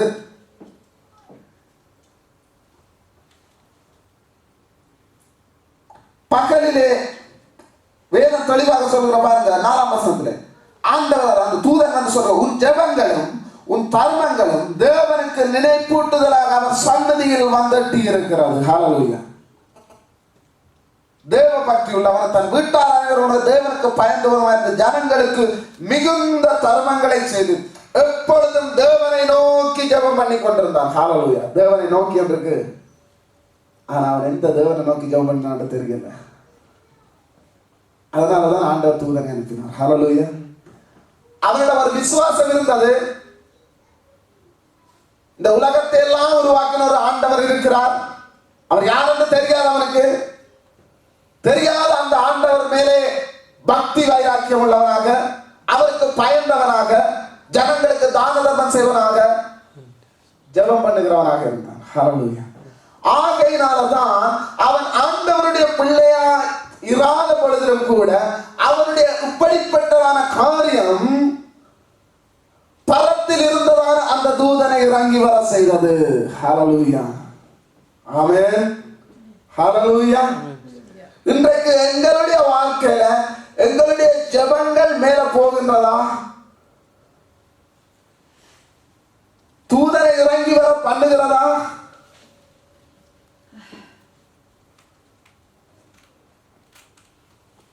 தேவனுடைய பிள்ளைகள் என்று சொல்லுகிறோம்.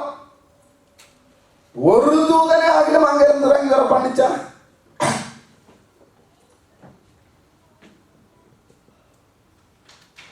ஆண்டவர் ரொம்ப நல்லவர்.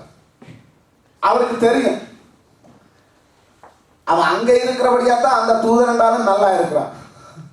இறங்கி போன அவன்றதுல அந்த தூதரம் அதோட அவுட்.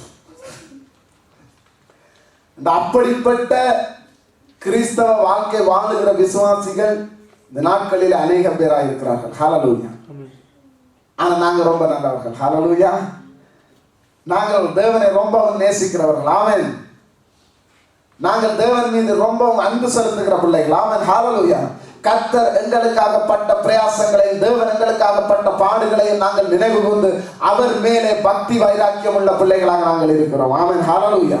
அவருக்கு சித்தமானதை எங்களுடைய வாழ்க்கையில நாங்கள் செய்கிற பிள்ளைகளாக இருக்கிறோம். ஆமென், ஹல்லேலூயா. ஆகையினால இந்த கொர்நேலியுடைய வாழ்க்கையில அவனுடைய தான தர்மங்கள், அவனிடம் இருந்ததான அந்த பக்தி, அவனிடம் இருந்ததான அந்த பயம் தேவனே இறங்கி வர செய்தது. ஹல்லேலூயா. தேவ தூதரை இறங்கி வர செய்தது. ஹல்லேலூயா. அது மாத்திரமல்ல, ஆண்டவர் அவனுக்கு சொல்லுகிறார், நீ இன்னிடத்துக்கு போப்பா, அப்பதான் நீ சபைக்குள்ள வர முடியும். ஹல்லேலூயா. நீ என்ன குறித்து இன்னும் அறிந்து கொள்ள வேண்டும் என்று சொல்லினால், யோப்பா பட்டணத்துல தோல் பதனிடுகிற ஒருவனுடைய வீட்டுல ஒருவன் இருக்கிற, அங்க போ, அங்க ஆளை அனுப்பி அவனை கூப்பிடு. அவனை கூப்பிட்டு என்று சொல்லினால், நீ என்னுடைய பிள்ளையா மாறுறதுக்கு எல்லாவற்றையும் அவன் சொல்லுவான். ஆமென், ஆமென், ஆமென், ஹல்லேலூயா, ஹல்லேலூயா. அவன் தேவனுக்கு பயந்தவனாக இருந்தபடினாலே, அவன் தேவ பக்தி உள்ளவனாக இருந்தபடினாலே, தூதன் எதை சொன்னானோ அதை செய்தான். ஹல்லேலூயா. கர்த்தர் அவனுடைய ஜெபத்துக்கு பதில் கொடுத்தார். ஆமென். காரணம், அவன் அந்நியனாயிருந்த பொழுதிலும் கூட தேவ பக்தி உள்ளவனாயிருந்தான். ஹல்லேலூயா. அந்நியனாயிருந்த பொழுதிலும் கூட தான தர்மங்களை செய்தான். அந்நியனாயிருந்த பொழுதிலும் கூட கர்த்தருக்கு தேவனுக்கு பயந்த ஒரு வாழ்க்கை வாழுகிறவனால் அவன் மாத்திரமல்ல, அவன் குடும்பத்தோடு கூட, அப்படித்தான் வேணும் சொல்லுகிறார். அவன் தேவ பக்தி உள்ளவனும் தன் வீட்டார் அனைவரோடும் தேவனுக்கு பயந்தவனாயிருந்தான். ஹல்லேலூயா. இதுதான் ஒரு குடும்ப தலைவனுக்கு அழகு. குடும்ப தலைவன் மாத்திரம் சபைக்கு வந்துட்டு போறதில்லை, குடும்ப தலைவன் மாத்திரம் ஜெபம் பண்ணுகிறதில்ல, குடும்ப தலைவன் மாத்திரம் தேவனை ஆராதிக்கிறதில்ல. ஹல்லேலூயா. குடும்பத்தோடு கூட, வீட்டார் அனைவரோடு கூட என்று சொல்லப்படுகிறது. ஹல்லேலூயா. வீட்டார் அனைவரோடும் கூட தேவனுக்கு பயந்தவர்களாக, வீட்டார் அனைவரோடும் கூட தேவனுக்கு பயந்தவர்களாக, அப்படிப்பட்ட ஒரு வாழ்க்கை வாழுகிற ஒரு மனுஷனுடைய வேண்டுதல்களுக்கு அவர் செவி கொடுக்கிறார். ஹல்லேலூயா. அவர் செவி கொடுக்கிறார். ஹல்லேலூயா. இன்னொரு மனுஷன், நம்ம எல்லாருக்கும் நல்லா தெரிஞ்ச மனுஷன், நான் சொல்லுகிற பொழுது நீங்க யோசிப்பீங்க, ஒருவேளை நம்ம ஊர்க்காரனா இருப்பாரோ, ஒருவேளை நம்ம பக்கத்து வீட்டுக்காரனா இருப்பாரோ. நமக்கெல்லாம் ஆதிபிதா, அவருக்கு கொடுக்கப்பட்ட அந்த ஆசீர்வாதத்துக்கு நாங்கள் சொந்தக்காரர். ஹல்லேலூயா. அவரோடு கூட செய்து கொண்ட அந்த உடன்படிக்கைக்கு நாங்கள் இப்ப பங்காளிகளாக இருக்கிறோம். ஆபிரகாம். ஹல்லேலூயா. ஆபிரகாமுடைய வாழ்க்கையை நீங்கள் எடுத்துக்கொண்டீங்கன்னு சொன்னால், அவனுடைய வாழ்க்கையில அவன் ஒரு தேவ பக்தி உள்ள குடும்பத்தில் அல்லது தேவனுக்கு பயந்து நடக்கிற குடும்பத்தில் இருந்து வந்தவன் என்று சொல்லி வேதம் சொல்லவில்லை. ஹல்லேலூயா.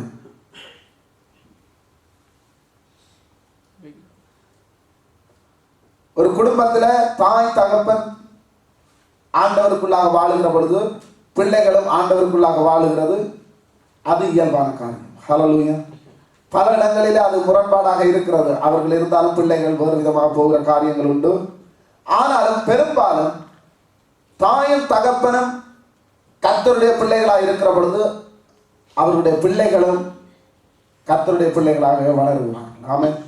ஆனால் ஆபிரகாமுடைய வாழ்க்கையில நீங்கள் எடுத்து பார்த்தீங்கன்னு சொல்லி சொன்னால் ஆபிரகாமுடைய தகப்பன் குட்டி குட்டி குட்டி குட்டி சுரூபங்களை செய்திருக்கிற ஒருத்தன். அவனுக்கு எந்த விதமான ஒரு ஃபேமிலி பேக்ரவுண்டும் இருக்கவில்லை. அவனுக்கு முன்னெடுத்து காட்டாக தேவனுக்கு பயந்து அல்லது தேவனுக்கு பக்தி வைராக்கியம் உள்ளவர்களாக வாழ்ந்து காட்டியவர்கள் ஒருவரும் இல்லை. ஆனால் தேவன் அவனை கூப்பிட்ட பொழுது அதுல உள்ள ஸ்பெஷல் என்னன்னு சொல்லி சொன்னால் ஆண்டவர் கூப்பிட்ட பொழுது நீர் யார், நான் எதற்காக வர வேண்டும், எந்த கேள்வியுமே கேட்கல. அவன் தேவன் ஆபிரகாமை அழைத்தார். அவன் அவர் பின்னாலேயே போனான். இதுதான் நடந்தது. அவர் அழைத்த பொழுது ஆபிரகாம் தேவனை விசுவாசித்தான். ஹல்லேலூயா. வேதம் தெளிவாக ஆபிரகாம் தேவனை விசுவாசித்தான், அது அவனுக்கு நீதியாக எண்ணப்பட்டது. ஹல்லேலூயா. அவனுக்கு யார் என்று தெரியாது.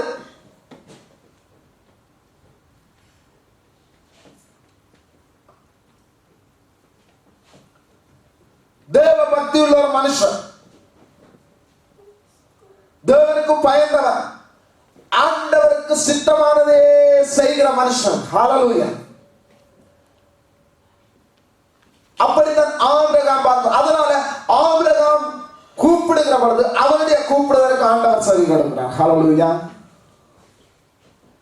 ஆண்டவர் சோதோமின் பாவங்கள் கொமோராவின் பாவங்கள் அங்கே தேவனை எட்டின பொழுது அந்த நகரங்களை அழிக்கும்படியாக தேவன் சித்தம் கொண்டார்.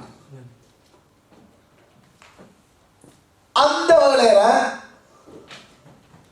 லோத்து என்னப்பட்ட ஒருவன், அவனை குறித்து வேதம் சொல்லுகிற பொழுது லோத்து என்னப்பட்ட நீதிமான் என்று சொல்லி சொல்லுகிறார். ஹல்லேலூயா. லோத்து என்னப்பட்ட நீதிமான், அவன் ஒரு நீதிமானாக இருந்தான். ஆனாலும் அந்த பாவம் நிறைந்த நகரத்திலே அவன் வாழ்ந்து கொண்டிருந்தான். ஹல்லேலூயா. கர்த்தர் அந்த நகரத்தை அழிக்க போகிறதான காரியம், சோதோமை அழிக்க போகிறதான காரியம் ஆபிரகாமுக்கு தெரிந்திருந்தபடியினால் ஆபிரகாம் ஆண்டவரை நோக்கி பார்த்து கேட்கிறான். அதை நாங்கள் வாசிப்போம். ஆதியாகமம் 18ஆம் அதிகாரம்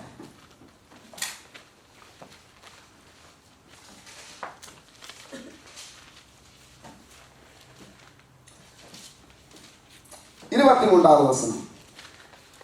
அப்பொழுது ஆபிரகாம் சமீபமாய் சேர்ந்து துன்மார்க்கனோடே நீதிமானையும் அழைப்பீரோ. ஆமென். ஹல்லேலூயா. அவன் லோத்துவின் மேலே ஒரு இரக்கம் உள்ளவனாக, லோத்துவை ஆண்டவர் ஆபிரகாம் அழைக்கிற பொழுது அவன் தனியே வரல, இவரை தான் எழுத்துக்கிட்டு வந்த. ஆனா பிற்பாடு ஆண்டவர் பார்த்தார், இவங்க 2 பேரும் இருந்தா சரி வராது. இந்த ஆண்டவர் அழைத்தது ஆபிரகாமை தான், அவனைத்தான் ஆசீர்வதிக்கும்படி அழைத்தார், அவனுக்கு தான் கானானை கொடுக்கும்படியாக அங்கே அழைத்தார். ஆகையினால 2 பேரும் இருந்தா சரி வராது.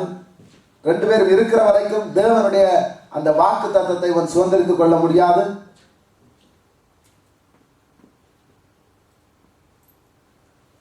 ஆகையினால கர்த்தர் அவங்கள பிரிச்சு விட்டார். லோத்துவையும் ஆபிரகாமை பிரித்து விட்டார். அப்படி பிரித்த பொழுது அங்கே லோத்து போய் குடியேறினான். அந்த இடத்துல பாவம் அதிகம், ஆண்டவர் அழிக்க வலிக்கிட்டார். ஆனாலும் ஆபிரகாம் அவனை அதிகமாக நேசித்தபடினாலே கர்த்தரிடத்தில் ஒரு விண்ணப்பம் பண்ணுகிறான். பாருங்க. அப்பொழுது ஆபிரகாம் சமீபமாய் சேர்ந்து துன்மார்க்கரோட நீதிமானை அழைப்பீரோ. பட்டணத்துக்குள்ளே ஒருவேளை 50 நீதிமான்கள் இருப்பார்கள். அதற்குள் இருக்கும் அந்த 50 நீதிமான்களின் நிமித்தம் ரட்சியாமல் அந்த ஸ்தலத்தை அழிப்பீரோ? இப்படி ஆண்டவரை கேட்டுக்கொண்டே வரான். 50 நீதிமான்,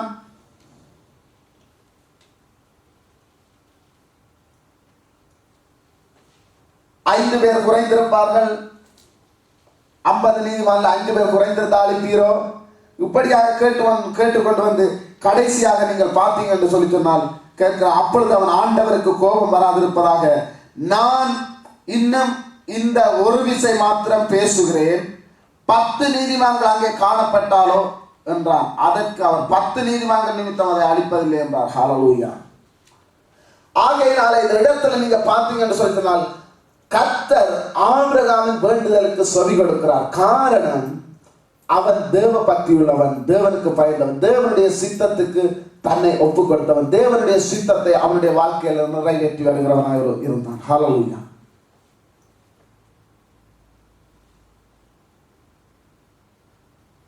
நாங்கள் தேவனுடைய பிள்ளைகளாக இருந்து அவருக்கு சித்தமானதே செய்து அவர் மேல் பக்தி வைராக்கியமாக இருக்கிற பொழுது எங்களுடைய வேண்டுதலுக்கு தேவன் செவி கொடுக்கிறது மாத்திரமல்ல, மற்றவர்களுக்காக நாங்கள் செய்கிற வேண்டுதல்களுக்கும் தேவன் செவி கொடுக்கிறார். ஹல்லேலூயா.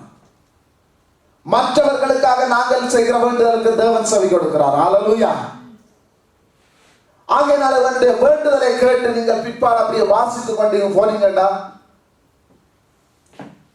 அங்கே தேவனுடைய 2 தூதர் போய் அந்த நகரத்தை அழிக்கும் என்பதாக லோத்து அதுக்குள்ள இருந்து இழுத்துக்கொண்டு வெளியில வராங்க. ஹல்லேலூயா. ஆபிரகாமின் ஜெபத்துக்கு பதில். ஹல்லேலூயா. ஆபிரகாமின் ஜெபத்துக்கு பதில். ஹல்லேலூயா. நீதிமான்களையும் அவங்களோட சேர்த்து அழித்து விடுவீரோ? துன்மார்க்கரோட நீதிமான்களையும் அழிப்பீரோ? 10 நீதிமான்கள் ஒருவேளை இருந்தால் அதை அழிப்பீரோ? தொடர்ந்து கேட்டுக்கொண்டே இருந்தான். ஆண்டவர் அவனுடைய வேண்டுதலுக்கு செவி கொடுத்து லோத்துவையும் அவன் குடும்பத்தையும் அந்த சோதோமோடு கூட அழிந்து போகாதபடிக்கு அந்த சோதோமை விட்டு வெளியே கொண்டு வந்தார். ஹல்லேலூயா. ஆனா அவனுடைய மனைவி திரும்பி பார்க்க கூடாதுன்னு ஆண்டவர் சொன்னார். அவர் திரும்பி பார்த்தார். அவுட். 31. ஒரு நீதிமான், தேவனுக்கு பயந்த மனுஷன், பொல்லாப்புக்கு விலகுகிறவன், கர்த்தருடைய சித்தத்தை அவனுடைய வாழ்க்கையில நிறைவேற்றுகிறவன். அப்படிப்பட்ட ஒவ்வொரு பிள்ளைகளுடைய வாழ்க்கையிலும் கர்த்தர் நன்மை செய்கிறவராய் இருக்கிறார். ஹல்லேலூயா. ஆமென்.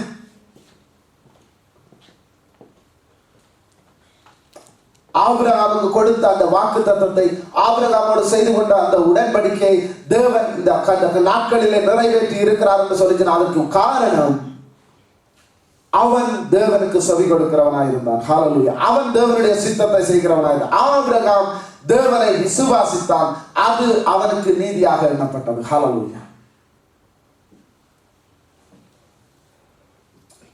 இன்றைக்கு நாங்கள் எப்படி இருக்கிறோம்? எங்களுடைய வாழ்க்கையில் நாங்கள் எப்படி வாழ்ந்து கொண்டிருக்கிறோம்? கர்த்தர் விரும்புகிறார். கர்த்தர் விரும்புகிறார். எங்கள் ஒவ்வொருவரையும் ஆண்டவர் எதிர்பார்க்கிற காரியம், நாங்கள் ஒவ்வொருவரும் தேவ பக்தியுள்ளவர்களாக இருக்க வேண்டும். ஹல்லேலூயா. அப்படி என்று சொல்லி சொன்னால் தேவ பக்தியின் வேஷத்தை தரிப்பவர்கள் அல்ல, உண்மையாகவே தேவனுக்கு பயந்து, உண்மையாகவே பொல்லாப்புக்கு விலகி, உண்மையாகவே தேவனை ஆராதிக்கிற ஒரு மகனாக மகளாக இருக்க வேண்டும் என்பது தேவனுடைய விருப்பம். அவருடைய சித்தத்தை எங்கள் வாழ்க்கையில நிறைவேற்றுகிறவர்களாக நாங்கள் இருக்க வேண்டும். அவருடைய விருப்பத்தை மாத்திரம் எங்கள் வாழ்க்கையில நடப்பிக்கிறவர்களாக இருக்க வேண்டும். ஹல்லேலூயா.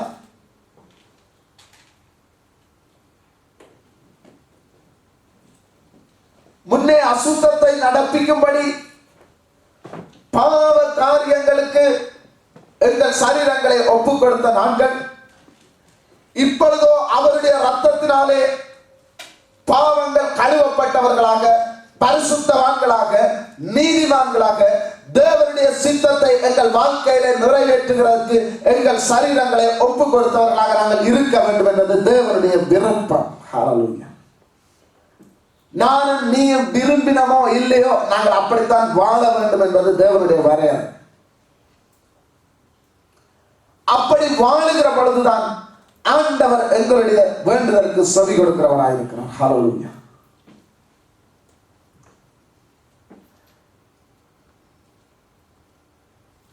பிரியமான சகோதரனே சகோதரியே, தேவன் என்னுடைய வாழ்க்கையில நன்மை செய்ய வேண்டும் என்று நீ விரும்புகிறாயா? தேவன் உன்னுடைய வாழ்க்கையில நன்மை செய்ய வேண்டும் என்று நீ விரும்புகிறாயா? தேவன் உன்னுடைய வாழ்க்கையில செவி கொடுக்க வேண்டும் என்று நீ விரும்புகிறாயா? கர்த்தருடைய பாதத்தில் வைக்கிறதான காரியங்களுக்கு பதில் வர வேண்டும் என்று நீ விரும்புகிறாயா? என்னுடைய வாழ்க்கையில சுகம் வேண்டும் என்று நீ விரும்புகிறாயா? என்னுடைய வாழ்க்கையில ஆசீர்வாதம் வேண்டும் என்று நீ விரும்புகிறாயா? கர்த்தருடைய சித்தத்தை செய். கர்த்தருடைய சித்தத்தை செய். தேவனுக்கு பயந்து நட. அவர் மேல் பக்தி வைராக்கியம் உள்ள ஒரு வாழ்க்கை வாழு. அவர் மேல் பக்தி வைராக்கியம் உள்ள ஒரு வாழ்க்கை வாழுகிற பொழுது, அவருக்கு பயந்தவனாக வாழுகிற பொழுது, கர்த்தர் உன்னுடைய வாழ்க்கையிலும் சரி, ஒவ்வொருவருடைய வாழ்க்கையிலும் சரி, நன்மை செய்கிறவராக இருக்கிறார். அவருடைய செவிகள் எப்பொழுதும் எங்கள் வேண்டுதல்களுக்கு திறந்திருக்கிறதா இருக்கிறது. அப்படி செய்யாமல் போவோமாக பரிதாபத்துக்குரிய காரியம். நாங்கள் கேட்டுக்கொண்டே இருப்போம், நாங்கள் ஜெபம் பண்ணிக்கொண்டே இருப்போம், ஆனால் பதில் வராது. அவர் விருப்பப்படி வாழாத பட்சத்திலே பதில் வராது. அவருடைய வார்த்தைப்படி வாழாத பட்சத்திலே பதில் வராது. பதில் வேண்டுமா? ஒப்பு கொடுப்போம். நாங்க யாரும் ஒப்பு கொடுப்போமா? ஆண்டவரே, இந்த வார்த்தைக்கு நாங்கள் யாரும் எங்களை ஒப்பு கொடுப்போம். கர்த்தருடைய கரத்திலே எங்களை ஒப்பு கொடுப்போம். கர்த்தாவே, இந்த நாளிலே நீர் எங்களோடு பேசின பிரகாரமாக நாங்கள் எங்களை ஒப்பு கொடுக்கிறோம். உம்முடைய வார்த்தையின்படி வாழும்படியாக எங்களை ஒப்பு கொடுக்கிறோம். ஆண்டவரே, பக்தி வைராக்கியம் உள்ள ஒரு வாழ்க்கை வாழும்படியாக, தேவனை உமக்கு பயந்து வாழுகிற ஒரு வாழ்க்கை வாழும்படியாக, உமக்கு சித்தமான காரியங்களை வாழ்க்கையில நடத்துகிறவர்களாக நாங்கள் வாழ ஆசைப்படுகிறோம். ஆண்டவரே, நாங்கள் வாழ ஆசைப்படுகிறோம். இப்படி நாங்கள் தேவனை நோக்கி பார்க்கிற பொழுது கர்த்தர் எங்களுக்கு கிருபை செய்வார். கர்த்தர் எங்களுக்கு கிருபை செய்வார். அப்படிப்பட்ட மனுஷனுடைய வாழ்க்கையில தான் தேவனுடைய சித்தம் நிறைவேறும். அப்படிப்பட்ட வாழ்க்கை வாழுகிற ஒரு மனுஷனுடைய வாழ்க்கையில தான் கர்த்தர் தன்னுடைய சித்தத்தை வெளிப்படுத்துவார். அப்படிப்பட்டவனுடைய வேண்டுதல்களுக்கு தான் கர்த்தர் பதில் கொடுக்கிறவராக இருக்கிறார். ஹல்லேலூயா, ஹல்லேலூயா, ஹல்லேலூயா. நாங்க யாரும் மறந்து நிற்போமா? ஹல்லேலூயா, ஹல்லேலூயா. அப்படியே நாங்கள் எழுந்து நின்றவர்களாக ஒரு விசை ஆண்டவர் பேசின இந்த வார்த்தைக்காக நாங்கள் நன்றி சொல்ல போகிறோம். கர்த்தர்களோடு பேசின வார்த்தைக்காக நாங்கள் நன்றி எங்களை ஒப்பு கொடுக்க போகிறோம். இந்த வார்த்தைக்கு நாங்கள் ஒப்பு கொடுக்க போகிறோம். ஹல்லேலூயா. கர்த்தாவே, உம்மேல் பக்தி வைராக்கியம் உள்ளவனாக நான் வாழ போகிறேன். ஆண்டவரே, ஐயா, உமக்கு பயந்தவனாக நான் வாழ போகிறேன். சுவாமி, உம்முடைய சித்தத்தை இந்த பூமியில நிறைவேற்றுகிறவனாக நான் வாழ போகிறேன். ஆண்டவரே என்று சொல்லி அவரோடு கூட நாங்கள் எங்களை ஒப்பு கொடுப்போம். ஹல்லேலூயா, ஹல்லேலூயா, ஹல்லேலூயா, ஹல்லேலூயா.